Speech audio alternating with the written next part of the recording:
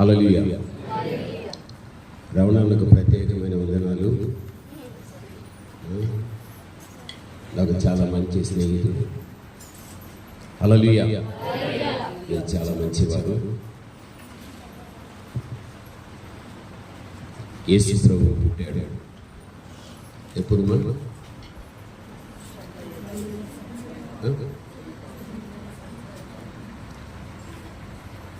యేసు ప్రభు ఎప్పుడు పుట్టాడు? పండగ ఎప్పుడు చేసుకుంటారు?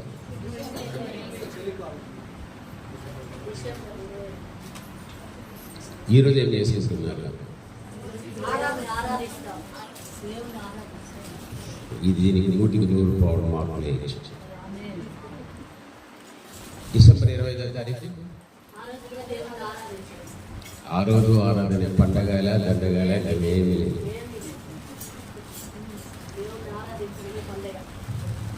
యేసు పండగ చేసుకునే బైబిల్ ఎక్కడైనా ఉందా? బైబిల్ ఎక్కడ కూడా లేదు. క్రైస్తవ సమాజం చాలా గుడ్డిది. సత్యాన్ని కాళ్ళతో తొక్కింది.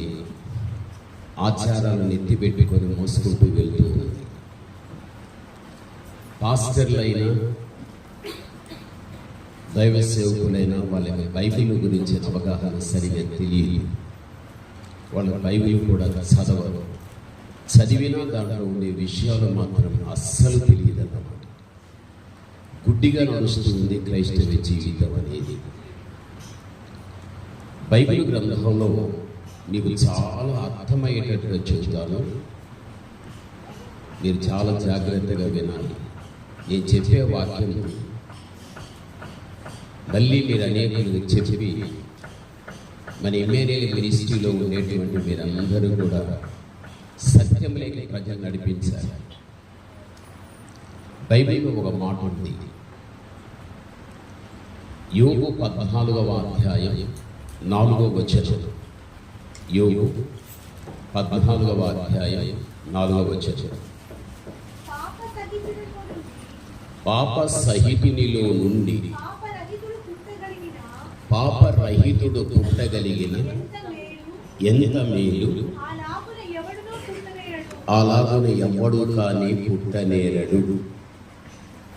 మీకు సరిగా ఈ మాటలు అర్థం కావు, అయినా మీకు చక్కగా అర్థమయ్యేటట్టుగా చెబుతాను. పాప సహితునిలో నుండి పాపరహితుడు పుడతాడా? పాప సహితుడు అంటే పాపమున్నవాడు. పాపరహితుడు అంటే పాపము లేనివాడు.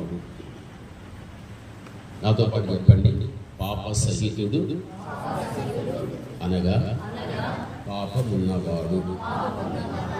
పాపరహితుడు పాపము లేనివాడు. పాపమున్న వ్యక్తిలో నుండి పాపము లేనివాడు పుడతాడా? ఇది దీని అర్థం. ఇప్పుడు పాపమున్న వ్యక్తి ఎవరు, పాపము లేని వ్యక్తి ఎవరు అనేది చాలా మనం గ్రహించాల్సిన విషయం. సరే, అదే మీరు యోబు గ్రంథం 15వ అధ్యాయం 14వ వచనాన్ని చూడండి. శుద్ధుడగటానికి నరుడు ఏ పాటివాడు? నిర్దోషుడగటానికి స్త్రీకి పుట్టినవాడు ఏ పాటివాడు? నాతో చెప్పాలి. నేను చెప్పింది మీరే చెప్పండి, అర్థం చేసుకుని వినాలి. చెప్పండి. శుద్ధుడగటానికి నరుడు ఏ పాటివాడు? నిర్దోషుడగటానికి స్త్రీకి పుట్టినవాడు ఏ పాటివాడు? అంటే ఈ వాక్యాన్ని బట్టి చూస్తే స్త్రీకి పుట్టినవాడు శుద్ధుడు కాదు. స్త్రీకి పుట్టినవాడు శుద్ధుడు కాదు. ఇప్పుడు యేసు ఎవరు పుట్టాడు? ఇప్పుడు స్త్రీకి యేసు ప్రభు పుట్టింటే ఇప్పుడు యేసు ప్రభు కూడా శుద్ధుడు కాదు.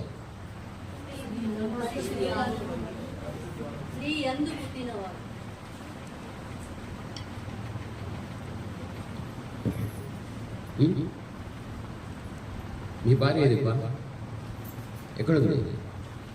బాగుందా? ఓకే ఓకే ఓకే, కోయిల్లో ఉన్నారు.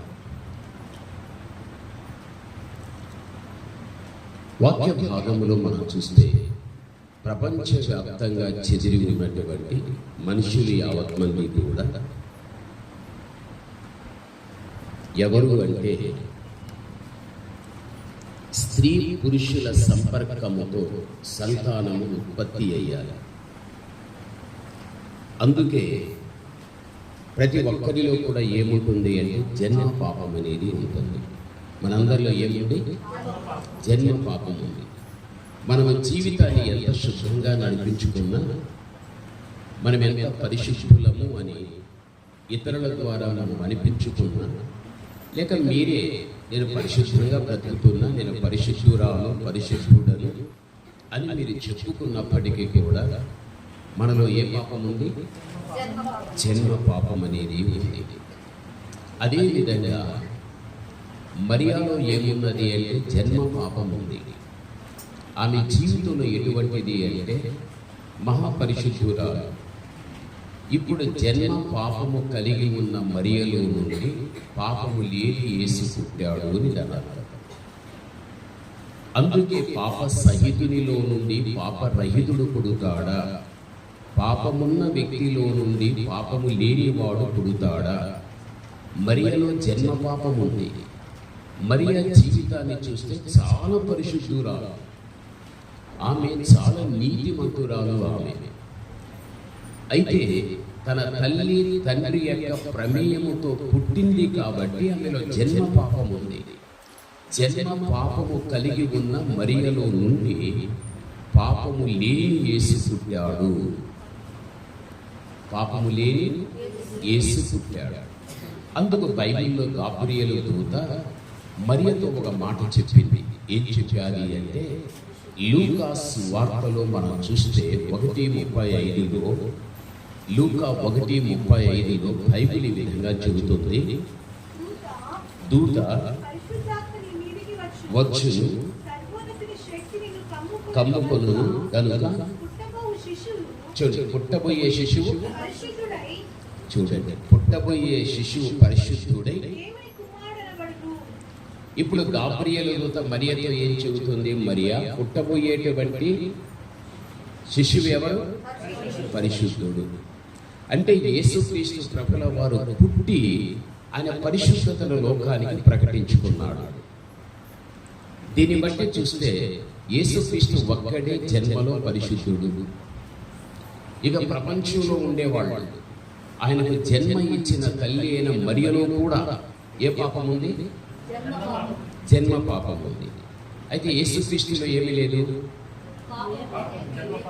జన్మ పాపము లేదు, తన యొక్క జీవితంలో కూడా పాపమేమీ లేదు. ఆయన అంత పరిశుద్ధుడు. అంటే గాబ్రియేలు దూత ఏం చెప్పాలి అంటే పుట్టబోయేవాడు ఎవరు? పరిశుద్ధుడు. యేసుక్రీస్తు ప్రభుల వారు పుట్టి తన పరిశుద్ధతను లోకానికి ప్రకటించుకున్నాడు. నేను జన్మలోనే పరిశుద్ధుడు. ఇప్పుడు మీరంతా ఎవరు నమ్ముకున్నారు? యేసయ్య నమ్ముకున్నారు. ఇప్పుడు యేసయ్య నమ్ముకున్న మీరు ప్రతి డిసెంబర్ 25వ తారీఖున మీరు పండుగ చేసుకుంటారు. అయితే మీరు ఆ పండుగ చేసే సమయంలో మీరు అర్థం చేసుకోవాల్సింది ఏమిటి అంటే ఆయన జన్మించి తన పరిశుద్ధతను లోకానికి ప్రకటించుకున్నాడు. కాబట్టి ఆయన జన్మదినాన్ని ఆచరించే మనము కూడా జన్మించిన క్రీస్తు ఎలా తన పరిశుద్ధతను ప్రకటించుకున్నాడో ఆ జన్మదినాన్ని జరిగించుకునే మనము కూడా, ఆ పండుగ జరిపించుకునే మనము కూడా పరిశుద్ధంగా ఉన్నామా లేదా అని మనము పరీక్షించవలసిన విషయం. పరిశుద్ధత లేకుండా నువ్వు ఎన్ని పండగలు చేసుకున్నా దండగే, దానివల్ల ప్రయోజనమేమి అస్సలు. కాబట్టి ఈరోజు మనం గ్రహించాల్సిన విషయం ఏమిటి అంటే ఆయన జన్మలోనే పరిశుద్ధుడు.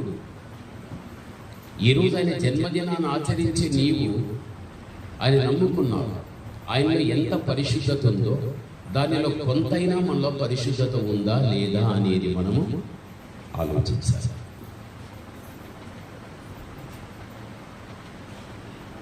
ఉందా మనలో పరిశుద్ధత? మీకు అందరికీ సెల్ ఫోన్లు ఉన్నాయి.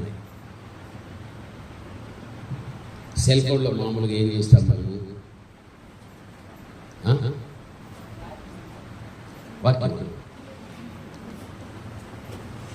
వాక్యం చూస్తాం. పాటలు చూడరు, వాక్యము చూడరు. అంతా సినిమా పాటలు, సినిమా డ్యాన్సులు, సినిమాలు, సీరియళ్ళు. వీళ్ళంతా కూడా దయ్యపు బిడ్డలు. ఎవరు బిడ్డలు? దయ్యపు బిడ్డలు వీళ్ళందరూ కూడా. ఇప్పుడు హృదయం ఇవన్నీ చూస్తే హృదయం ఏం చేసేస్తా ఉంటాం మనము? శుద్ధంగా ఉంటుందమ్మా హృదయం? అఖిల్ ఉంటుందా? ఉండదు. ఉంటుందా? ఉండదు. హృదయాన్ని శుద్ధం చేసుకోకుండా పండగ చేసుకుంటాం. అక్క చెప్తాను, నామకాత క్రైస్తవులు. నామకాత క్రైస్తవులు పరలోకానికి పోతారా? వాడు సుట్ట తాగుతాడు, వాడు బీడీ తాగుతాడు, వాడు సిగరెట్ తాగుతాడు, వాడు కళ్ళు తాగుతాడు, వాడు విక్సీ తాగుతాడు, బిస్కీ తాగుతాడు, ఇంకోటి సారాయి తాగుతాడు, ఇంకోరు మేక మాదే నమ్మలుతూ ఉంటారు. ఆకువల్ల వీళ్ళ శుద్ధత ఉంటుందా? యేసు ప్రభుల వారు గాబ్రియల్ దూతేమని మరియతో పుట్టబోయేవాడు అని పుట్టి లోకానికి ఏది ప్రకటించుకున్నాడు? పరిశుద్ధత. ఈరోజు ఆయన పుట్టిన దినాన్ని పండగగా చేసుకుంటే నువ్వు ఇలాంటి దరిద్రమైన పనులు చేస్తే అది జీవితమేనా? జీవితము కాదు. చాలా పరిశుద్ధంగా మనం బ్రతికినప్పుడే నీకు అస్సలైన క్రిస్మస్. పరిశుద్ధంగా లేకుండా చేసేది. ఆదివారం బెంగళూరులో మన చర్చ ముగించుకొని వైట్ ఫీల్డ్లో క్రిస్మస్ ప్రోగ్రామ్ అని ఒక పాస్టర్ గారు పిలిచారు. చాలా పెద్దగా అరేంజ్ చేశారు. చాలా మంది వచ్చారు. నేను వాక్యం చెప్తూ ఉన్నా. మధ్యలో వాక్యం చెప్తూ ఉంటే అతనేమో లేచేసి నా దగ్గరకు వస్తా ఉన్నాడు స్టేజ్ మీదకి. వీళ్ళేమో ఆయన రానివ్వకుండా అడ్డుగా ఉంటున్నారు. అది లేదు, మీరు ఎంత అడ్డుపడినా నేను వెళ్ళాలి స్టేజ్ మీదకి. నేనేమో మంచి మూడులో వాక్యం చెప్తున్నాను. ఇంకా వాడు వెళ్ళేదని అల్లరైపోతుంది అని వాడు స్టేజ్కి నేరుగా వచ్చి నా కాళ్ళ నుంచి పడిపడిచేసాడు. లేదు, ఎందుకు పడిపోయాడు? తాగి పడిపోయాడు. ఏం చేయను? ఏం చేశాడు? తాగి పడిపోయాడు. ఏరా బాబు, నువ్వు తాగటానికి కారణం ఏమి? జనం, విపరీతమైన జనం. అయ్యా, దాని ఏమంటారు? Semi Christmas. సెమీ క్రిస్మస్ ఇది కూడా జరిగింది. ఇది ఆడాడు. మన సంఘాలని బ్యాన్ చేసేసారు. అంత ఆడాలనే నడిపించారు. అప్పుడు తెలియదు, అప్పుడు అజ్ఞానంగా నడుచుకున్నాం. ఇప్పుడు జ్ఞానం వచ్చేసింది. మనం బైబిల్ చదువుతున్నాం, జ్ఞానం నేర్పిస్తుంది బైబిల్. మనం ఈ ఆచారాలని మనం చేయకూడదు. ఇవన్నీ కూడా నీకు రోజు పండగే పరిశుద్ధత ఉంటే. అంటే ఆ వ్యక్తి కాళ్ళు దగ్గర పడినాడు. ఎవరు ఆయన పేరు? బైబిల్లో మంచి పేరు పెట్టుకున్నాడు. ఏరా బాబు అంటే, అయ్యారు సెమీ క్రిస్మస్ అందుకే తాగా. అంటే దేవుడు పుట్టింది తాగాక. మన దేవుడు ఎప్పుడు కానీ అందరికీ కర్త కాలేదు. కాబట్టి మీరు దేవుడి బిడ్డలు. మీరు మన బ్రతికినంత కాలంలో పరిశుద్ధంగా ఉండాలి. ఎక్కడైనా మన పరిశుద్ధతకు భిన్నమైన చెడు లేక అపవిత్రత ఏదైనా మన జీవితంలోనికి రాణిస్తున్నామా అనేది మనం ఆలోచించుకుంటూ చాలా జాగ్రత్తగా మనం ఆత్మీయతలో మనం ముందుకు నడుచుకుంటూ వెళ్ళాలి. మీ అందరికీ మనసాక్షి ఉంది. ఏది తప్పని మీకు తెలుసు, అయినా తప్పు చేసేస్తూ ఉంటారు. జీవితం అంతా తప్పులు చేసుకుంటూ గుడక్కని చచ్చిపోయావు అనుకో, ఎక్కడికి పోతావు నువ్వు? నరకానికి. నరకంలో ఏమి ఏసీ ఉంటుంది అక్కడ? ప్రణీత్ ఏసీ ఉంటుంది నరకంలో. ఏముంటుంది? చూడు, ప్రణీత్ బాగా తెలిసి బైబిల్. అగ్గి ఆడదంట, ప్రాణం పోదంట. ఏమవుతూ ఉంటాడు? కాల్తానే ఉంటాడు. ఏం ప్రకాష్? కాల్తానే ఉంటాడు. మీరు కాల్తా ఉంటారా లేకపోతే ఏసు పక్కన ఉంటారా? ఏసు పక్కన ఉండాలంటే మనమంతా ఎలా ఉండాలి? పరిశుద్ధంగా ఉండాలి. ఒకసారి నేనేం చేశానంటే, మీటింగ్స్ ఎక్కువగా వెళ్తూ ఉంటాను. నేను వస్తాను జంప్ అయిపోతూ ఉంటాను. ఒకసారి నేను చెన్నై వెళ్ళాలి. వెస్ట్ గోదావరిలో మీటింగ్ తీసుకొచ్చి రైల్వే స్టేషన్లో అప్పుడే కార్లో దించారు. అలా వెళ్ళిన తర్వాత ప్లాట్ఫామ్ మీద రెడీగా ఉంది చెన్నై ట్రైన్ వెళ్ళడానికి అనౌన్స్మెంట్ చేశారు.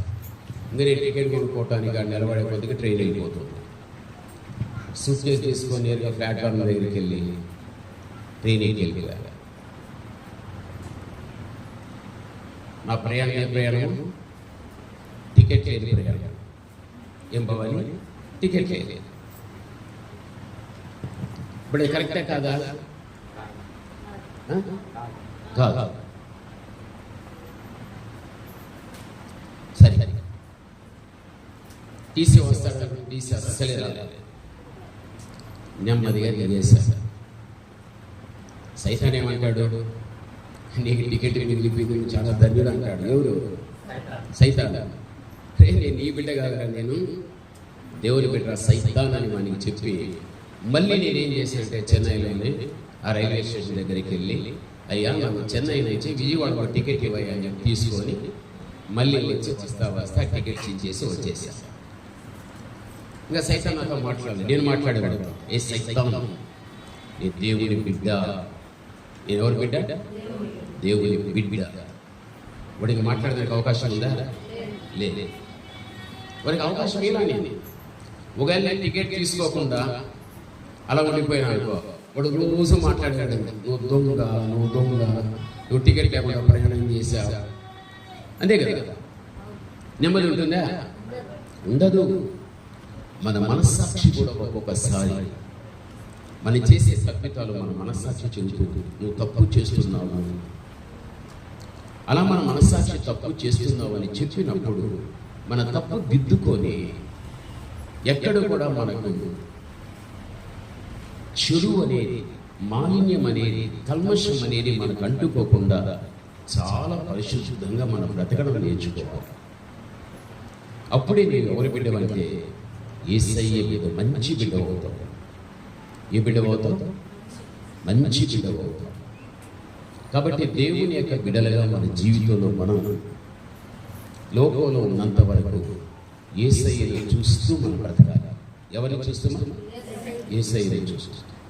సినిమాను చూస్తూ, వాడి హీరోని చూస్తూ, హీరోయిన్ చూస్తూ, లేకపోతే లోకంలో తాగుబోతులు చూస్తూ, చెడిపోయిన వారిని చూసుకుంటూ, వాళ్ళలాగా నేను ఎందుకు ఉండకూడదు, వీరిలాగా నేను ఎందుకు ఉండకూడదు అని మనం లోకాన్ని చూసి లోకంలాగా మనం ప్రవర్తించాము అనుకో, దేవుడు చూస్తాడు, ఒక్క దెబ్బతో కింద పడేస్తాడు. అని పుట్టింది ఎందుకు తెలుసా? పరిశుద్ధతను ప్రకటించుకోవడానికి మొదటిది. ఆయన పుట్టింది ఎందుకు తెలుసా? అసలు కారణాలు చాలా ఉన్నాయి బైబిల్ వాళ్ళు పుట్టడానికి. ఆయన ఎందుకు పుట్టాడు అంటే, చదువుకుందాం. అది లూకాసు వార్త మీరు చూస్తే గాన 2వ అధ్యాయం 34వ వచనం చదువుకుందాం. సిమియోను వారిని దీవించి, ఇదిగో అనేక హృదయ ఆలోచనలు బయలుపడినట్లు ఇశ్రాయేలులో అనేకులు పడటానికి, తిరిగి లేవటానికి వివాదాస్పదమైన గుర్తుగా ఈయన నియమింపబడి ఉన్నాడు. అనగా యేసుక్రీస్తు ప్రభుల వారు లోకానికి ఆయన ఎందుకు రావడం, ఎందుకు యేసుక్రీస్తు మనకు నియమింపబడి ఉన్నాడు అనేది మనకు రాయబడి. సిమియోను ప్రవక్త యేసు ప్రభు పుట్టినప్పుడు మరియా యోసేపు యేసు ప్రభువుని తీసుకెళ్ళి సిమియోను చేతికి ఇచ్చినప్పుడు సిమియోను క్రీస్తుని గురించి చెప్పిన మాట ఏమిటి అంటే, ఈయన ఎందుకు లోకానికి పంపబడ్డాడు, ఈయన ఎందుకు నియమింపబడ్డాడు, ఎందుకు ఈయన లోకానికి రాగలిగాడు అనే విషయం ఇక్కడ చెబుతున్నాడు. ఎందుకు అంటే పడగొట్టడానికి లేపటానికి పుట్టాడు యేసు ప్రభు. మొదటేమో పరిశుద్ధతను ప్రకటించుకోవడానికి పుట్టాడు. ఆయన మళ్ళీ పుట్టింది ఎందుకు అంటే పడగొట్టడానికి లేపటానికి పుట్టాడు యేసు.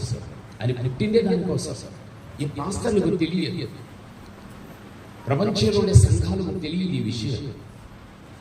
ఆయన పుట్టింది పడగొట్టేటానికి, ఆయన పుట్టింది మళ్ళీ లేపటానికి. ఎవరిని పడగొడతాడు, ఎవరిని లేపుతాడు? ఆయన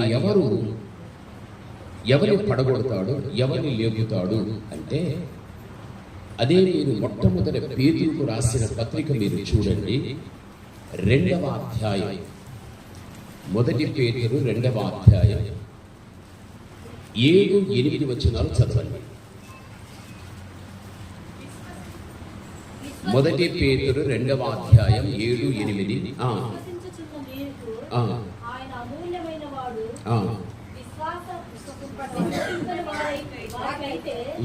ఇల్లు కట్టువారు ఏ రాతిని నిషేధించుదురో అదే మూలకు తలరాయి అయింది. మరియు అది అడ్డురాయియు, ఏ రాయమా?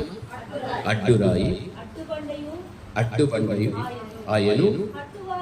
కట్టువారు వాక్యానికి అవిధేయులై తొట్టిల్లుచున్నారు.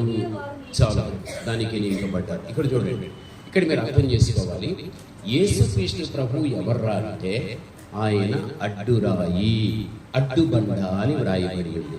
మొదటి పేతురు 2వ అధ్యాయం 7వ వచన భాగములో ఆయన ఎవరు అంటే అడ్డురాయి. ఆయన ఎవరు? అడ్డురాయి, అడ్డుబండ. ఇప్పుడు అడ్డురాయి, అడ్డుబండ అని బైబిల్లో ఉంది యేసుక్రీస్తుని గురించి. ఎఫెసీ 2:20లో చూస్తే క్రీస్తు యేసే ముఖ్యమైన మూలరాయి. మొదటి కొరింథీ 10:4లో చూస్తే ఆ బండ యేసుక్రీస్తే అని వ్రాయబడింది. ఇక్కడ క్రీస్తు ఎవరు అంటే ఆయన అడ్డురాయి, ఆయన ఎవరు? అడ్డుబండ. ఇది క్రీస్తు ప్రభుల గురించి చెప్పింది. ఇప్పుడు యేసు ప్రభుల వారికి ఎవరికి అడ్డుగా వస్తాడు? యేసు ప్రభు ఎవరికి అడ్డు వస్తాడు? అమ్మాయి మీరు చూడండి, మీరు ప్రయాణం అయిపోతూ ఉంటారు. మీరు ప్రయాణమై వెళ్ళేటప్పుడు మీకు తెలియకుండానే మీ పాదము ఏదైనా అడ్డుగా రాయి వస్తే మీ పాదం దాన్ని కొట్టుకుంటుంది. కొట్టుకున్న వెంటనే మీరేమవుతారు? తొందరకొని పడిపోతారు. మీరు వెంటనే అయ్యా ఎందుకు పడ్డామంటే రాయి తగిలింది అడ్డుగా, తొందరకొని పడ్డాను అంటే. అయితే ఇక్కడ యేసు ప్రభుల వారు నేను అడ్డురాయి, నేను అడ్డుబండ అంటాడు.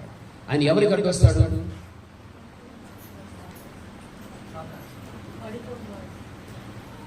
మీకు తలకాయలే లేదే మీకు.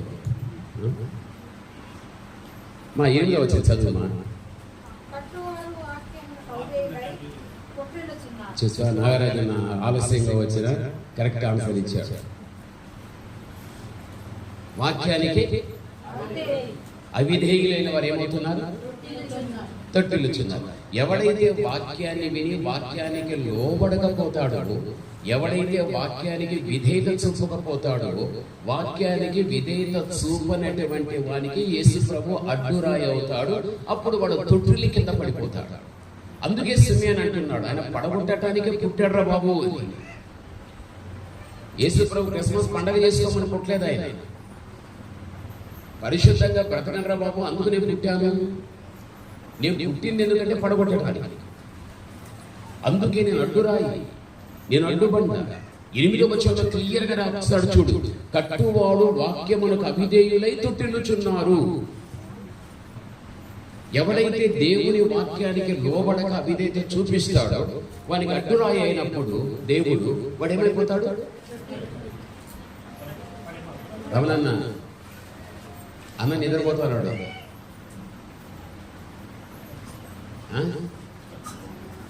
నిద్రపోతుంది. నేనేం చెప్పాను చెప్పండి, వెనకాల ఉండేవాళ్ళు.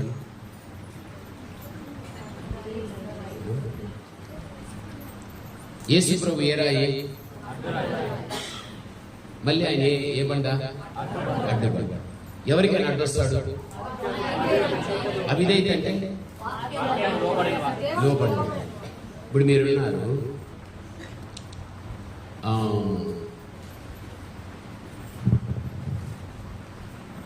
మీ అమ్మ మీ నాన్న ఉన్నారు అనుకో, మీరేం చేస్తారు? మమ్మీ నేను సినిమాకు పోతాను అంటారు. మీరేమంటారు? పోరా బాబు అంటారా?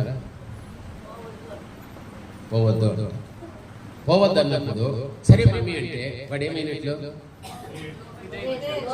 లోబడినట్లు, విధేయత. వారికి చేస్తాం ఎప్పుడు అడ్డుపడుతుంది, వారి ప్రయాణం చక్కగా సాగిపోతుంది, వాడు ఆడపడతాడు. అమ్మ నాన్న పోవద్దురా బాబు అంటే నేను పోతే ఏం మీకు? నేను పోతాను. వాళ్ళ అమ్మ నాన్న పీడించి పోతాడు. ఎందుకంటే వీడు అమ్మ నాన్న మాట వినలేదు, లోబడలేదు. వీరి జీవితానికి దేవుడు ఏమైపోతాడు? అడ్డైపోతాడు. అడ్డైపోయాడంటే ఏదో రోజు పడతాడే లేదా?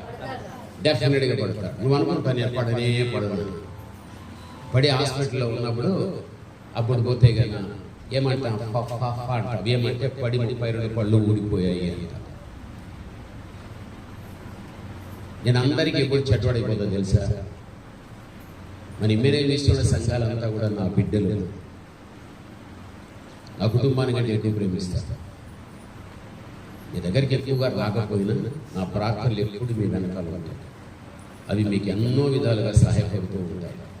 మీ ప్రార్థనలు మీ దగ్గర ఉన్నాయి, అయితే సేవకుని ప్రార్థనలు మీ వెనకాల ఉన్నాయి. ఎవరో ప్రార్థనలు కాపాడుతుంది మనకి.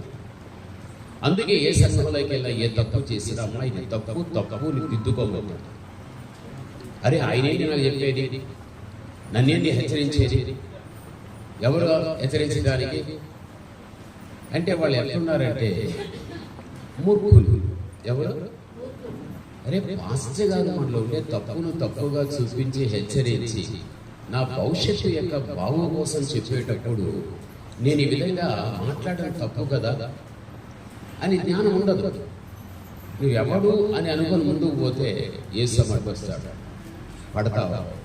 ఇంకా చివరికి 32 పళ్ళు రాలిపోతాయి. ఏముండదు లైఫ్. అందుకే చాలామంది ఇష్టపడేవాడు ఉంటారు, చాలామంది నన్ను ఇష్టపడని వారు ఉంటారు. ఇష్టపడని వాళ్ళు లేకపోతే నాకు తెలిసే లేదు, వాళ్ళు బాగుపడాలంత వరకు. కాబట్టి మన ఇమ్మేనియల్ మినిస్ట్రీలో మనం బ్రతికే కాలం కొంతకాలమైనా ఏ వాక్యం ద్వారా ఉపదేశాన్ని పొందుతున్నామో, ఏ వాక్యాన్ని చదువుతున్నామో ఆ ప్రకారంగా నా జీవితం ఉందా లేదా అని చూసుకోవాలి. ప్రతిరోజు నువ్వు ఏం చేస్తావు? స్నానం చేసుకుంటావు, బ్రష్ చేసుకుంటావు, చక్కగా ఏం చేస్తావు? సోప్ వేసుకుంటావు, స్నో మళ్ళీ పౌడర్ వేసుకుంటావు, ఏమేమో చేసుకుంటావు. అద్దం దగ్గర చూసుకుంటావు. అదంతా అద్దం దగ్గర నిలబడినప్పుడు వంగడిగేటప్పుడు నువ్వు కంట్లో పీసు కూడా తీయకుండా కనిపించింది అని కంట్లో పీసు పెట్టుకుని పోతావా? ప్రణీతి పోతారా? ఏం చేస్తారు? తీసుకు. వాక్యం అద్దం లాంటిది. ఒక అద్దం దగ్గరికి వచ్చి నిలబడినప్పుడే నీ ముఖములో ఏదైనా నీకు ఇష్టం లేని చిన్న మరక ఉంటే దాన్ని తీసేసుకుంటావు. అదెందుకు? ఒక చిన్న తెల్లటి కనపడి నీకు ఏం చేస్తావు? తీసి దాన్ని బట్టి లాగేస్తావు. అది ఉండడం కూడా నీకు ఆటంకం. లేకపోతే తెల్లడిలో వచ్చారు మంచిగా బండి కందింది లాగా బాగా కట్ట కొడేస్తావు.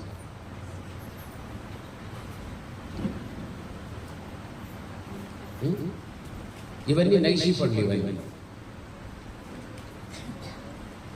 ఎందుకంటే ఒక మనిషిగా ఒక అద్దం దగ్గరికి వెళ్ళినప్పుడు మనం ఇంకా మంచిగా మన ముఖం ఉండాలి చూసేవారికి అనుకున్నప్పుడు వాక్యం అద్దం లాంటిది. అద్దం లాంటి వాక్యం మన బలహీనతలన్నీ చూపించేటప్పుడు తప్పనిసరిగా మనం దిద్దుకోవాలి. ఈ శరీరంలో ఉండేటువంటి అన్నీ కూడా మనం దిద్దుకునేటప్పుడు మన హృదయంలో ఉండే తప్పులు కూడా దిద్దుకోవాలి వద్దా? అప్పుడే నువ్వు మంచి బిడ్డ అవుతావు, నువ్వు దేవునికి ఇష్టమైన బిడ్డ అవుతావు. అరే నా బిడ్డ ఎంత మంచిగా జీవిస్తుంది అని నా బిడ్డ కోసం నేను కొన్ని ఆశీర్వాదాలు ఎత్తి పెడతానని నీ కోసమని పక్కన పెడతాడు. నువ్వు మంచిగా జీవించేటప్పుడు ఒక్కో ఆశీర్వాదమే తీసి నీకు ఇస్తూ, ఒక్కో ఆశీర్వాదమే తీసి నీకు ఇస్తూ దేవుడు నడిపించుకుంటూ పోయాడు. నీవు దేవుని చేత ఆశీర్వదించబడాలంటే ఒక అద్భుతం నీ పట్ల జరగాలంటే, నీ పిల్లల పట్ల అద్భుతం జరగాలి అంటే దేవునికి ఇష్టమైనటువంటి రీతిగా మనం బ్రతకాలి, లోబడాలి. అమ్మా నాన్న నీ మంచి గురించి చెప్పారు అనుకో, మమ్మీ నీ తల్లి నోరు మూసుకో, డాడీ నీ నోరు మూసుకో. ఆ తల్లి ఏమి అనలేదు. 9 మాసాలు మోసింది పాప, తన పాలతో పెంచింది. లేదా వయసు, బాల్య వయసు, యవ్వన వయసు, రోగం వస్తే చూసింది, చక్కని స్నానం చేసింది, చక్కగా పాలు చేత ఆహారం చేత పెంచి పోషించింది, ప్రేమను పెంచుకుంది. ఆ ప్రేమ తీరిపోదు. బిడ్డ ఏదైనా చెప్పినప్పుడు మంచిది కాదని బిడ్డ తిరగబడిన తల్లి లేదా, ఆ తల్లి ఏమి చెప్పలేదు. ఎందుకంటే ఆ ప్రేమ అడ్డు చేస్తుంది, వదిలేస్తుంది ఆ తల్లి. ఈరోజు ఎంతోమంది తల్లి తండ్రి మాట వినకుండా ఆశీర్వాదాలు పోగొట్టుకునే వాళ్ళు బోళ్ళంత మంది ఉన్నారు. వాళ్ళు దేవుడు ఏం అయిపోతాడు, అడ్డురాయి అవుతాడు. తొట్టిల్లిపోతారు, పడిపోతారు. కాలు ఇరుగుతుందో, చెయ్యి ఇరుగుతుందో, లేకపోతే కట్టే చేతికి వస్తుందో, ఎట్లా వస్తుందో తెలియదు. ఆ పరిస్థితి మాత్రం ఎక్కడ కానీ రాకూడదు. ప్రభునందు ప్రియమైనటువంటి వారు, మనం దేవుని బిడ్డలు. ఆత్మీయంగా కొంతకాలం నేను పెంచాను, బాప్టిజం ఇచ్చాను, మంచిగా జీవించింది ఒక పాప. ఒక అబ్బాయిని పెళ్లి చేసుకుంది. అబ్బాయి క్రైస్తవ బిడ్డే, తనకు గవర్నమెంట్ ఉద్యోగి, ప్రమోషన్ వస్తుంది అని, నేను క్రైస్తవుడు కాదని, నేను ఒక ఎస్సీ అని తాను అలా సృష్టించుకొని దేవుని తీసి విగ్రహాలు పెట్టడం జరిగింది. అమ్మాయి కూడా గుళ్ళు తిరగడం జరిగింది.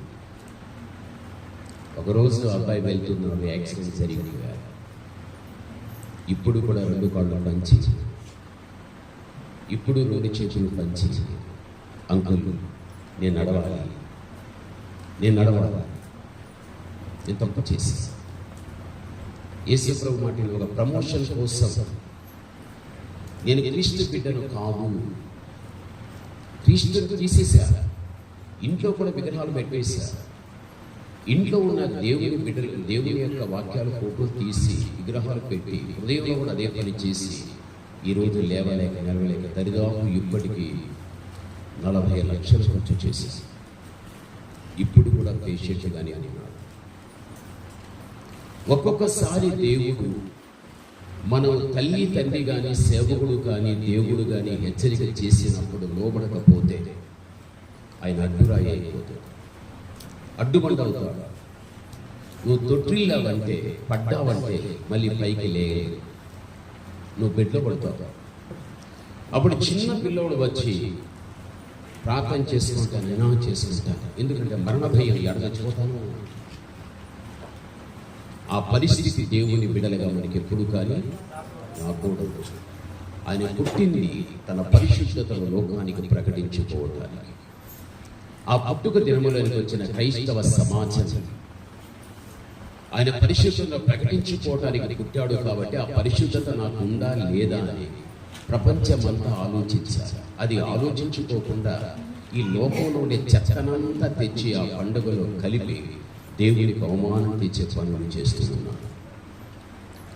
క్రైస్తవ సమాజం తప్పు చేస్తూ, తప్పులో ప్రయాణం చేస్తూ డ్యాన్స్ వేయడం, పులకడం, చేతులు తిప్పడం, డ్రెస్సులైన ఆ మేకప్లైన దరిద్రంగా ఉంటుంది. చూస్తే దయ్యాల కంటే ఇంకా హీనంగా ఉంటారు. ఆ జీవితం దేవుని బిడ్డలుగా మనం వదిలిపెట్టారు. మనం చూసినప్పుడు ఎవరైనా కానీ నేర్చుకునేటట్టు ఉండాలి మన జీవితం. అప్పుడే దేవుడు మన ఆశీర్వదిస్తాడు. రెండవదిగా లోబడాలి. ఏం చేయాలి? నీ తల్లికి లోబడు, నీ తండ్రికి లోబడు, నీ సేవకునికి లోబడు, నీ దేవునికి లోబడు. అప్పుడు ఈ దేవుడు ఎప్పుడు నీకు అడ్డు రాడు. నీ దేవుడు ఎప్పుడు నీకు అడ్డు రాడు. ఆయన అడ్డు రాడంటే ఇంకా నువ్వు తొట్టిల్లో నువ్వు పడిపో. నీ జీవితం చక్కగా నడుచుకుంటూ వెళ్ళిపోతుంది. నువ్వు అప్పుడు అంటావు, అయ్యా నా సంవత్సరాల క్షేమంగా నేను నడుచుకుంటూ వస్తేనయ్యా, ఏ చీపు చింత లేదు, ఏ బాధ లేదండి. అని నువ్వు చెప్పుకోగలుగుతావు. ప్రభునందు ప్రియమైన వాళ్ళ, ఆయన పడగొట్టడానికి మళ్ళీ లేపటానికి ఆయన పుట్టింది. సరే, పడగొట్టాడు అనుకో దేవుడు. ఆ పడగొట్టినప్పుడు మనం ఏం చేయాలి అంటే, ప్రభువా నిజంగానే ప్రభువా నేను లోబడలేదు కాబట్టి నువ్వే నాకు ఈ దెబ్బేసి పడగొట్టావు అని మళ్ళీ నువ్వు దేవుడిని లేపటానికి నువ్వు మళ్ళీ తప్పును ఒప్పుకోవాలి. ఫలానా తప్పును బట్టి నువ్వు నన్ను పడగొట్టింది వాస్తవమే, నేను ఒప్పుకుంటున్నాను, చెప్పుకుంటున్నాను, దయచేసి నన్ను క్షమించయ్యా. నువ్వు క్షమిస్తే, నువ్వు క్షమించిన తప్పు ఇంకెప్పుడు చేయలేయా, మంచిగుంటానని నువ్వు ఏడిస్తే మళ్ళీ దేవుడు పడిపోయిన నేను ఏం చేస్తాడు? అందుకు పుట్టాడు యేసు. నువ్వు తప్పు చేశావు అమ్మాయి, నువ్వు తప్పు చేశావని అసహించుకొని నేను దూరం పెట్టాడు. వాడు ఎంత ప్రధాన పాపి అయినా తన పాపాన్ని బట్టి తనకు దెబ్బ తగిలినప్పుడు, నా పాపాన్ని బట్టి దెబ్బ నాకు వచ్చింది తాను తెలుసుకుని పశ్చాత్తాప పడితే దేవుడి దగ్గర మళ్ళీ దేవుడు వారిని నిలువబెట్టగలుగుతాడు. దేవుడు ఎప్పుడు కూడా ఒక పాపిని దేవుడు ఆ పాపంలో వచ్చే శిక్ష వారికి ఇచ్చినప్పుడు ఆ శిక్షలోనే ఉండి నాశనమైపోని దేవుడు కోరుకునేవాడు కాదు. మళ్ళీ వాళ్ళ తప్పు తెలుసుకుని దేవుడి దగ్గర ఏడ్చి చన్నీటితో ఒప్పుకుంటే, అరే నా కుమార్తె ఏడుస్తుంది, నా కుమారుడు ఏడుస్తున్నాడని ఒక తల్లి తన చంక బిడ్డను ఎత్తుకున్నట్లుగా ఎత్తుకుని ఎలా లాలిస్తుందో, మీరు ఎప్పుడే వచ్చాడు లాలిపాటలు పడపడతారు కదా, ఏం వేసాం లాలిపాట పడు, మీరు చూసారు ఉయ్యాలు వేసింది. ఎక్కడ ఈ పాటలు నేను వేసుకుంటాను కదా, ఉయ్యాలు వేసి పెట్టేసి లాలెమ్మో లాలి, ఏంది లాలి? ఆయన పుట్టింది లాలిపాటలు పడేకమ్మా.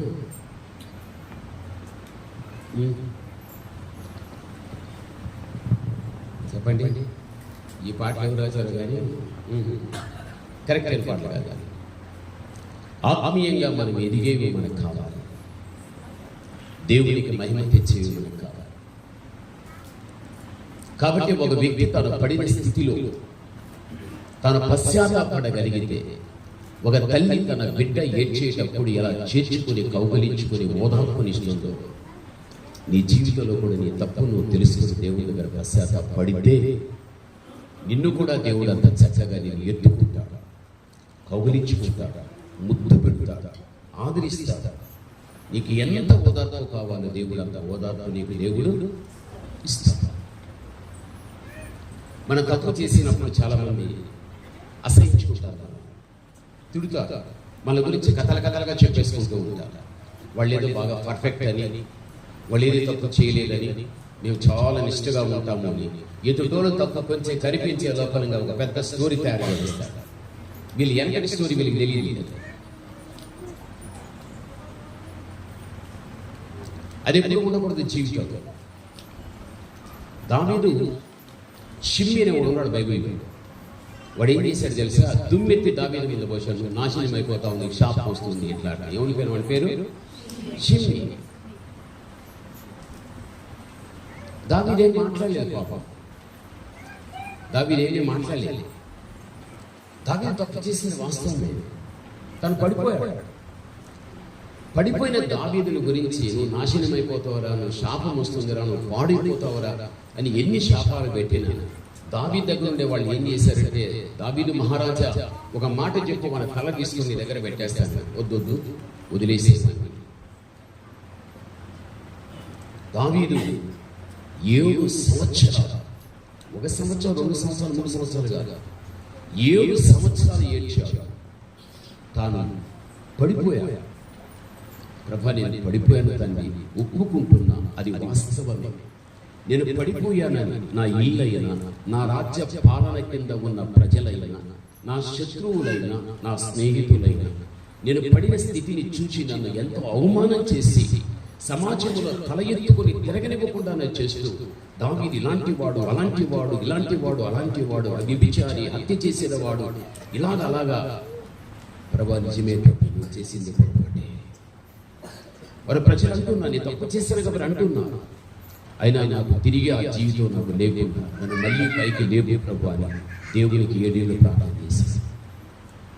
అతని కన్నీటి ప్రార్థన దేవుడు విన్న తర్వాత ఆ పడిపోయిన దావీదును మళ్ళీ దేవుడు ఏం చేశాడు? పైకి లేవనెత్తాడు. అందుకే మన దేవుడు పడగొట్టే మళ్ళీ దేవుడు మనమందరం ఒకప్పుడు పడిపోయిన వాళ్ళమే. మనమంతా ఏడ్చుకున్నాం దేవుడి దగ్గర. మళ్ళీ దేవుడు మళ్ళీ ఏం చేశాడు? లేవనెత్తాడు. అందుకు దేవుడు పుట్టాడు. ఇది ఆయన పుట్టడానికి ముఖ్యమైన కారణము. ఇది మనం గ్రహించాలి. మూడవదిగా మనం చూస్తే కన్నా ఆయన ఎందుకు పుట్టాడు అనేది ఆలోచిస్తే అదే నేను లూకాసు వార్తలో మీరు చూడండి. బైబిల్ ఒక మాట అంటుంది. 9వ అధ్యాయం 24వ వచనాన్ని చదువుకుందాం. 9:24. అమ్మా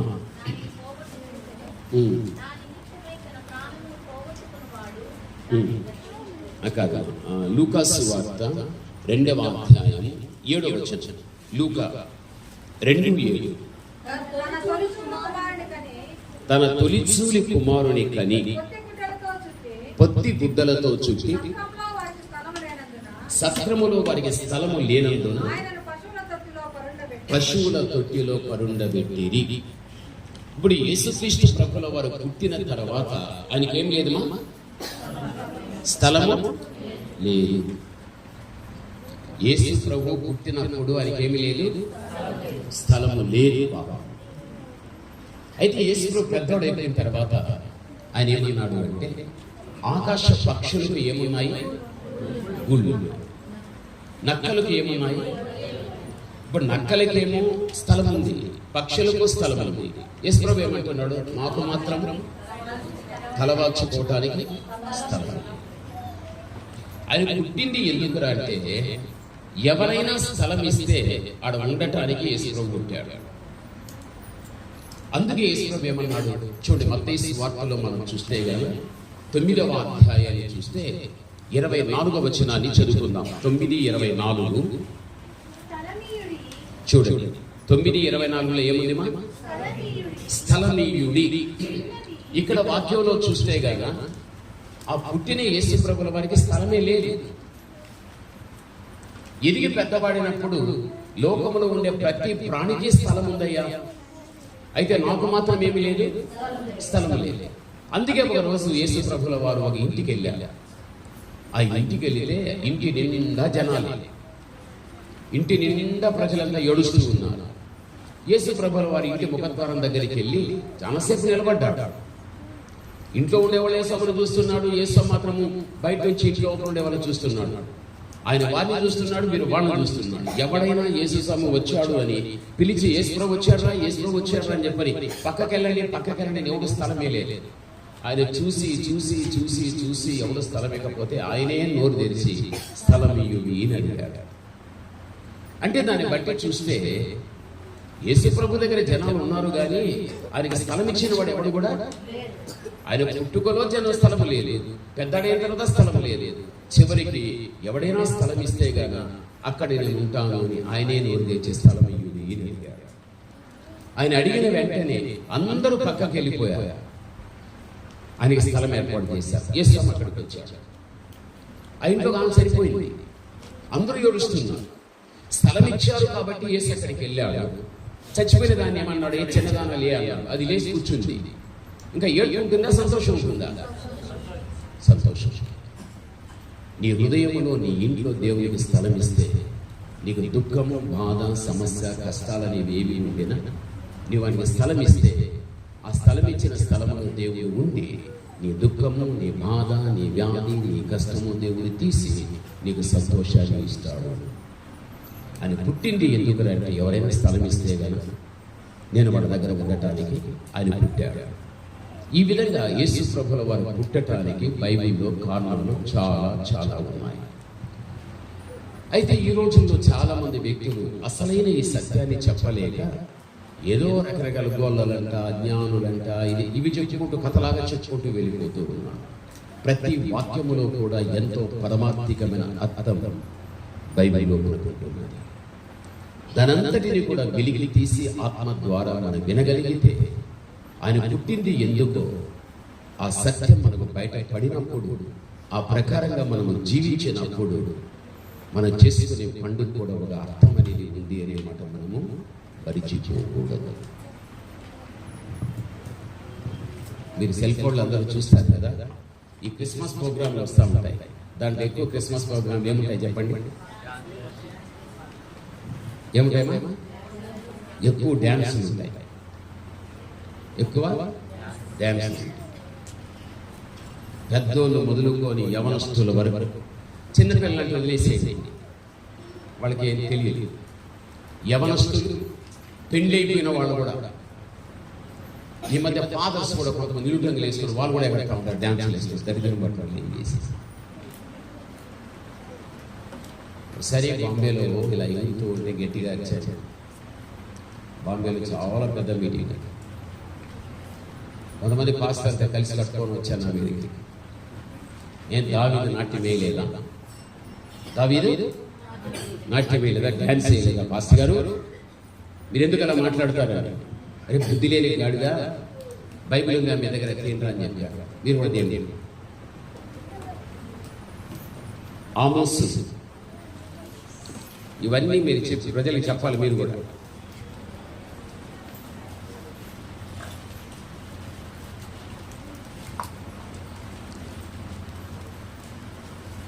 ఆమోస్ తీసారా?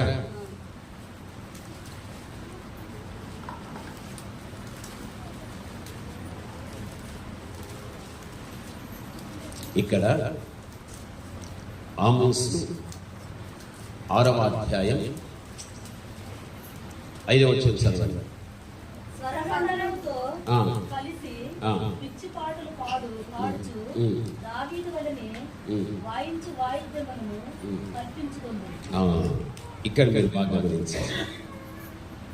ఈ వాక్యాన్ని బట్టి మనం చూడగలిగినట్లయితే స్వరమండలముతో కలిసి పిచ్చి పాటలు పాడుచు దావీదు వలెనే వాయించు వాద్యములను కల్పించు కొందరు అంటున్నాడు. ఇప్పుడు ఇక్కడ మనం చూడగలిగితే దావీదు వాయించే విషయంలో మంచి నేర్పరి. దావీదు వాయించే దాంట్లో ఎలాంటి వాడు? మంచి నేర్పరి. దావీదు వాయించేటప్పుడు ఏం జరిగింది అంటే దురాత్మలన్నీ వెళ్ళిపోయాయి.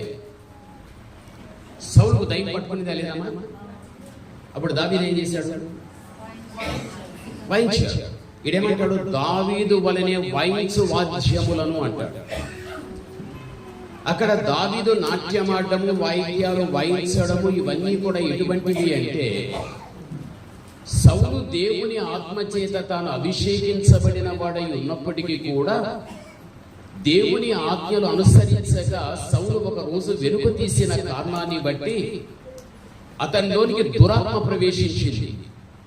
అప్పుడు సౌలు ఏం చేశాడు అంటే వాయిద్యాన్ని వాయించిన తర్వాత తనలో ఉన్నటువంటి దురాత్మ, సౌలులో ఉన్న దురాత్మ అతన్ని విడిచిపెట్టి వెళ్ళిపోయాది.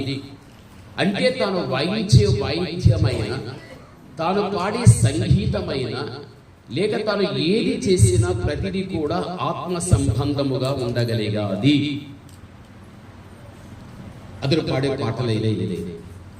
ఇప్పుడు వీళ్ళేం చేశారంటే దావీదు డ్యాన్స్ చేశాడు కదా, ఎగిరాడు కదా, స్టెప్పులు వేసాడు కదా, మనం కూడా వేయించాలి. అయితే ఇక్కడ ఏమంటాడు? దావీదులే వాయించు వాయిద్యములను కల్పించుకుందురు. కల్పించుకోవడం, సృష్టించుకోవడం వీళ్ళందరూ వీళ్ళే. దావీదుని చూపిస్తూ వీళ్ళ ఇష్ట ప్రకారంగా ఎగరడం, కొలకడం, స్టెప్స్ వేసుకోవడం ఇవన్నీ ఆచార సంబంధమైనవి. దావీదు చేసేది ఆత్మ సంబంధమైనది. అందుకే దావీదు యొక్క పాట అయినా వాయిద్యమైన దురాత్మను పరిగెడుతూ వెళ్ళిపోయాయి. ఈ రోజు మనవాళ్ళు చేసే డ్యాన్సులని దురాత్మలు రాణిస్తూ ఉండాలి. ఇలా డ్యాన్స్ చేస్తూ ఉండాలి. ఇలాంటి పనులు చేయకూడదు. నేను చేసే ప్రసంగం మీరు అందరూ చేయండి. కొద్దిమంది మార్పులు తెద్దాం. ప్రభునందు ప్రియమైనటువంటి వారు, దేవుని యొక్క బిడ్డలైనటువంటి మనం బ్రతికేది కొంతకాలమే. సరైన ఉపదేశాన్ని మనం పొందేటప్పుడు ఆ ఉపదేశానుసారంగా మనం జీవిస్తే దేవునికి ఇష్టలుగా మనం ఉండేదానికి అవకాశం ఉంటుంది. మీ ఇండ్లన్నీ కొత్తవైపోతాయి, మీ గుడ్లన్నీ కొత్తవైపోతాయి, మీ పిండి వంటలన్నీ కొత్తవైపోతాయి. చర్చి ఇప్పుడు బాగా ఉండేది గమనించాలి. చర్చి ఏమైతే ఉండాలి, చర్చిలు కూడా ఏమైపోతాయి, మారిపోతాయి. పెద్ద పెద్ద స్టార్లు మీరు ఇక్కడ లేదు, ఇక్కడ తక్కువ. నెల్లూరు దాటేశారంటే వీరికి ఒకటి కనిపిస్తాయి. ఎంత చర్చి అంత ఉంటాయి, ఒక స్టార్ ఉండాలని అంత పెద్ద. ఎందుకంటే వీటికి మహిమ వచ్చేస్తావు. నా స్టార్ చూడు, నా డెకరేషన్ చూడు, వీటికి మహిమ వస్తాను. యేసయ్యకి మాత్రము రాలే. నువ్వు ఏది చేసినా దేవునికి మహిమ వచ్చేటట్టుగా చేయాలి. ఎవరో మన తల్లి తండ్రి మన వెనకటి రోజుల్లో ఉన్నవారు అజ్ఞానంగా చేశారు ఇవన్నీ కూడా. అయితే జ్ఞానం కలిగిన మనం ఈరోజు వాక్యాన్ని మనం అర్థం చేసుకునేటప్పుడు దీన్ని మనం ఫాలో కావడానికి మనము ప్రయత్నించే వ్యక్తులుగా ఉండాలి. అప్పుడే దేవుని వాక్యానికి మనం న్యాయం చేసిన వారుగా కావటానికి అవకాశము ఉంటుంది. హల్లెలూయా, హల్లెలూయా. కాబట్టి యేసుప్రభు మొట్ట పుట్టింది ఎందుకుమా? ఆయన పరిశుద్ధతను ప్రకటించుకోవడానికి. కాబట్టి మనము ఆయన పండుగ దినాన్ని ఆచరించే సమయంలో మనలో పరిశుద్ధత ఉందా లేదా అనేది ఆలోచించాల వద్దా? రెండవది, ఆయన పుట్టింది పడగొట్టడానికి, తిరిగి దేవుడు ఏం చేయడానికి. ఎవరిని పడగొడతాడు ఏ సమయం? అమ్మా నాయన మాట వినకుండా, పాస్టర్ గారి మాట వినకుండా, యేసయ్య మాట వినకుండా, నువ్వు వినే వాక్యం మాట వినకుండా పోతే నీకు దేవుడు అడ్డురాయి అవుతాడు. నీ జీవితం చక్కగా నడవదు, పండు రాలిపోయే రీతిగా కింద పడగొడతాడు. కాబట్టి మొట్టమొదట ఇంట్లో మనము అమ్మా నాన్న మాట ఏం చేయాలి? వినాలి. సంఘానికి వచ్చినప్పుడు నీ పాస్టర్ మాట నీవు వినాలి. పాస్టర్ మాట ఏం తినేది? నా మాటే పాస్ట్ తినాలని అన్నావో అడ్డురాయి అయిపోతాడు దేవుడు భద్రం. అలా కానీ కాకూడదు. చాలామంది నా మాట వినలేదు, చాలామంది పాపం పడిపోయారు. మళ్ళీ నన్ను పిలిపించి ప్రార్థన చేసుకోగలిగి తప్పు చేసామన్నా, నువ్వు చెప్పిన మాట వినలేదేనా, దయచేసి నీ మాట వింటాను. ఇట్లా వందల మంది లెక్కలేనంత మంది. మన భవిష్యత్తు ఎంతో ఉంది, మన భవిష్యత్తు మంచిగా ముందుకు వెళ్ళాలి. అందుకే నీ బాగోగులు కోరి నీ తల్లి చెప్పినా, నీ తండ్రి చెప్పినా, నీ సంఘ కాపరి చెప్పినా, నాలాంటి సేవకులు చెప్పినా, మన ఇమ్మేనేలు పిలిచి ఉండే ఈ సేవకులు చెప్పినా, నీ బాగోగు కోరి నీ పెద్దలు చెప్పినా కూడా ప్రతి దానికి శిరస్సు వచ్చి ఏం చేయాలి? శిరస్సు వచ్చేసి నేను లోపడతా. మీ అమ్మ ఎంత సంతోషిస్తుందో, మీ నాన్న ఎంత సంతోషిస్తాడో, నీ సంఘ కాపరి ఎంత సంతోషిస్తాడో, యేసయ్య ఎంత సంతోషిస్తాడో. ఎక్కడ కానీ తిరుగుబాటు చేయాలి, లోబడకుండా ఉండదు. దేవుడు అడ్డొచ్చాడంటే బ్రతకలేము భూమి మీద. ఆయన ఎప్పుడు కూడా మనం ముందుండి ఆయన మనం నడిపించగలిగితే మన జీవిత విధానం అనేది క్షేమంగా ముందుకు సాగేదానికి అవకాశము ఉంటుంది. కాబట్టి అందుకోసం యేసయ్య ఏమయ్యాడు? ఆయన పుట్టింది ఎందుకంటే ఎవరైనా స్థలం ఇస్తే వారి దగ్గర నేను నువ్వు స్థలమే యేసయ్య దగ్గర ఉంటాడు. యేసయ్య దగ్గర ఉంటే అప్పటి వరకు నేను పట్టుకున్న సమస్య అయినా, బాధ అయినా, వ్యాధైనా, శోధనైనా, కష్టమైనా, శ్రమైనా, అది ఏదైనా కానీ కాక ఆయన ఎందుకు చూసుకోగలుగుతాం. నా బిడ్డ నాకు స్థలం ఇచ్చింది, బాధలు పడుతూ ఉంది, నేను గమనిస్తున్నా, అన్ని తొలగిస్తా, నా బిడ్డను ప్రశాంతంగా జీవితాన్ని ముందుకు నడిపిస్తానని దేవుడే నీ గురించి ఎక్కువ ఆలోచిస్తాను.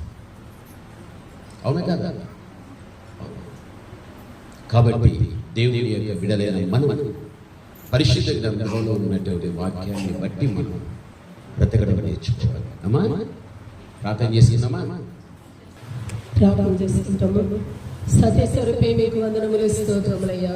సర్వోన్నతుడా మా మంచి దేవా, మీకు స్తోత్రాలు, స్తోత్రములయ్యా. ఈ మంచి ప్రభా దినమును బట్టి నేను మీకు స్తోత్రాలు అయ్యా. ఈ 2023వ సంవత్సరమునైనా జనవరి మాసం నుంచినైనా చివరి ప్రభా మాసం చివరి దినాల వరకు కూడా నైనా ఈ మహాకృపను బట్టి, కనికరాన్ని బట్టి, దయను బట్టి, ప్రేమను బట్టి నైనా మమ్మల్ని అందరినీ కూడా క్షేమంగా మీరు నడిపిస్తున్న విధానాన్ని బట్టి నైనా మీరు చేసిన ప్రతి మేలుకై మీ కృతజ్ఞత స్తుతులు స్తుతులు స్తుతులయ్యా. దేవా, మీరు మంచి దేవుడిగా మాకు ఉన్నందుకు స్తోత్రములయ్యా. ఆ కష్టాలు, బాధలు, వ్యాధులు, సమస్యల్లోనైనా దేవా అయ్యా మీరు మాకు మంచి సహాయకుడుగా, బోధకుడుగా, కాపరిగా ఉండి ఎంత మట్టుకు ఇంతవరకు నడిపించిన ప్రభా అయ్యా మీ కార్యాలను బట్టి నేను మార్గాలను బట్టి మీకు కృతజ్ఞత స్తుతులయ్యా. అయ్యా ఈ పొంగనూరు పట్టణంలో మీరు ఇచ్చిన ప్రభా చిన్న ఇమ్మానుయేల్ సహవాసాన్ని బట్టి స్తోత్రాలు అయ్యా. నైనా దేవా పరిచయం చేస్తున్న జీవన్ భవన్ బట్టి, తనకిచ్చిన భార్య బిడ్డలు బట్టి స్తోత్రాలు అయ్యా. ఇంతవరకు నేను సంఘాన్ని ప్రభు నడిపించడానికి కృపదాయ చేసినందుకు స్తోత్రములయ్యా. ఇక్కడ కూడా నేను దేవా నూతన సంవత్సరములు నూతన విధమైన కృపతో ప్రభా బిడ్డల కుటుంబాన్ని మీరు ఆశీర్వదించి నడిపించమని ప్రార్థిస్తున్నాను. ఇచ్చిన విశ్వాస కుటుంబాలు ప్రతి వారిని బట్టి కూడా నేను మీకు స్తోత్రములయ్యా. వచ్చిన ప్రతి కుటుంబం, ప్రతి బిడ్డని బట్టి నేను ప్రతి సహోదరుని బట్టి, ప్రతి సహోదరుని బట్టి, ప్రతి ప్రభా యేసయ్య బిడ్డలను బట్టి నేను దేవా మీకు వందనములు స్తోత్రములు చెల్లించుకుంటున్నాం. నైనా ఈ పొంగనూరు పట్టణంలో ఎంతో ప్రభానైనా ప్రయాసాలతోనైనా, ఎంతో కష్టంతో, ఉపవాసాలతో, కన్నీటితోనైనా, వాక్య పరిచయంతోనైనా దేవాయస్య నిర్మింపబడిన ఈ సంఘాన్ని ప్రభా ఏకను మీరు ఆశీర్వదించమని, మీరు మాకు ఇచ్చిన కుటుంబాలందరినీ కూడా ప్రభా పేరు పేరున ప్రభా మీరు దీవించమని ప్రార్థిస్తున్నాను నా దేవా. అయా విశేషంగా విన్న వాక్యాన్ని బట్టి నేను మీకు స్తోత్రములయ్యా దేవా. అయా యేసయ్య పరిశుద్ధతను ప్రకటించడానికి నైనా పరిశుద్ధుడుగా ప్రభా ఈ లోకానికి మీరు వచ్చిన విధానాన్ని బట్టి స్తోత్రములయ్యా. మీరు కలిగిన పరిశుద్ధత మేము కూడా కలిగి జీవించడానికి నైనా మీరు ఆకడలు ఎత్తబడే ప్రభా సంఘంగా, వ్యక్తులుగా, కుటుంబాలుగానైనా మమ్మల్ని అందరినీ కూడా సిద్ధపరచమని ప్రార్థిస్తున్నానైనా మీకు వందనములయ్యా దేవా. అయా పడగొట్టడానికి, లేవనెత్తడానికి నైనా అడ్డుబడ్డగా, అడ్డుగా దేవా రాయిగానైనా దేవా ఏ లోకానికి వచ్చిన విధానాన్ని బట్టి నేను మీకు స్తోత్రములయ్యా. తలవాల్చుకోవటానికి ప్రభానైనా స్థలం ఏమిడు అని ప్రభా అయా నీ మాటలు సెలవిస్తున్నాయ్యా. ఇంకా ఎందరైతే మిమ్మల్ని అంగీకరించలేదో నైనా దేవా వారందరినీ కూడా ప్రభా మీరు దర్శించినైనా దేవా తమ హృదయములు మిమ్మల్ని రక్షకుడుగా అంగీకరించడానికి నైనా మీరే కృప చూపించమని ప్రార్థిస్తున్నానైనా. ఇంతవరకు జరిగిన ప్రతి కార్యక్రమాన్ని బట్టి స్తోత్రములయ్యా. ప్రతి వాటిలో కూడా మీ నామాన్ని మీరు మహిమపరచుకునే విధానాన్ని బట్టి నేను మీకు వందనములు స్తోత్రములయ్యా. సమస్త స్తుతి, ఘనత, మహిమ మీకేనైనా మీకు వందనములు స్తోత్రములయ్యా.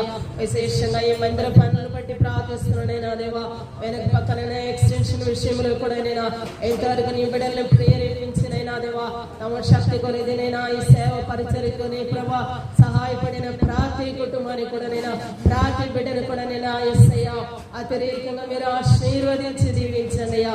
ముందుగా మీకు ఇచ్చి ప్రతిఫలం పొందగలవాడు ఎవరని ప్రభాని మాటలు సెలవిస్తున్నాయా. ముందుగా మీ పని కొరకు ఇచ్చిన ప్రతి కుటుంబాన్ని కూడా నేను, ప్రతి బిడ్డను కూడా పేరు మీరు దీవించండి. నేను మీకు స్తోత్రాలు. వాళ్ళ చేతి పనులు దీవించండి, ఆ కుటుంబాన్ని దీవించండి, పిల్లల్ని దీవించండి. ఏకలో ప్రభా జరగవలసిన కార్యములన్నీ కూడా నేను, పనులన్నీ కూడా జరగటానికి నేను ఎంతో ఆర్థికంగా వస్తున్నాను. నేను కావలసిన ప్రతి ఆర్థికాన్ని కూడా మీరు అనుగ్రహించి నేను దేవా ఈ పనులన్నీ కూడా పూర్తి కావటానికి మీరు సహాయం చేయండి. నేను మీకు స్తోత్రములయ్యా దేవా. ఇది మీ పని నైనా, మీ కార్యాలు, మీ సేవనైనా అయా దేవా మీ ప్రజల కొరకే నేను అడుగుతున్నాను. నైనా ప్రతి వాటిని కూడా మీరు దాయిచ్చేయమని, వచ్చిన బిడ్డలందరినీ కూడా ప్రభా ఆశీర్వదించి దీవించమని, ఘనత మహిమ మీకే చెల్లిస్తూ యేసయ్య నామాన్ని బట్టి ప్రార్థిస్తున్నాను తండ్రి. నా ప్రాణమా యెహోవాను సన్నిధించుము, నా అంతరంగమున సమస్తము ఆయన పరిశుద్ధ నామమును సన్నిధించుము. నా ప్రాణమా యెహోవాను సన్నిధించుము, ఆయన చేసిన ఉపకారములు దేనిని మరొకము. ఆమేన్. మన తండ్రి అయిన దేవుని యొక్క ప్రేమ, కుమారుడైన యేసుక్రీస్తు యొక్క కృప, పరిశుద్ధాత్మ దేవుని యొక్క అన్యోన్య సహవాసం, ఆయన సన్నిధి వాక్య ప్రత్యక్షతను అనుభవించిన మనతో నిత్యం సదాకాలం ఆయన ప్రసన్నత తోడైండునుగాక. హల్లెలూయా, హల్లెలూయా, హల్లెలూయా.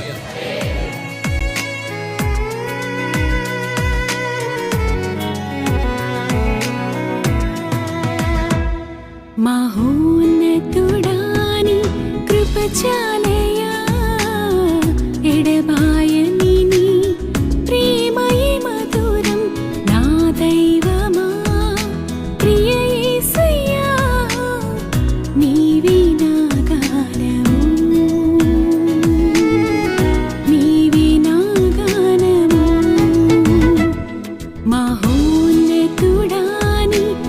కృపచాలయా ఎడబాయని నీ ప్రేమయే మధురం నా దైవమా ప్రియ యేసయ్యా నీవే నా గానము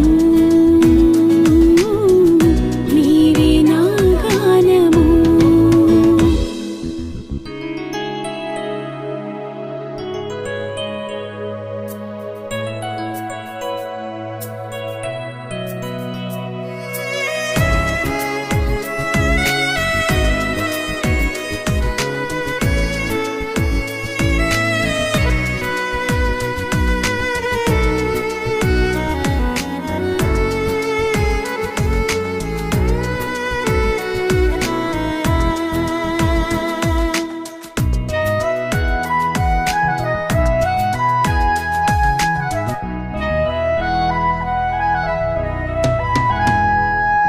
కడలేని కడలిలో నిరాశ నిస్పృహలో కడలేని కడలిలో నిరాశ నిస్పృహలో అభయమునిచ్చితివి చేయి విడువక నడిపితివి అభయమునిచ్చితివి చేయి విడువక నడిపితివి చేయి విడువక నడిపితివి మహోన్నతుడాని కృపచాలయా ఎడబాయని నీ ప్రేమయే మధురం నా దైవ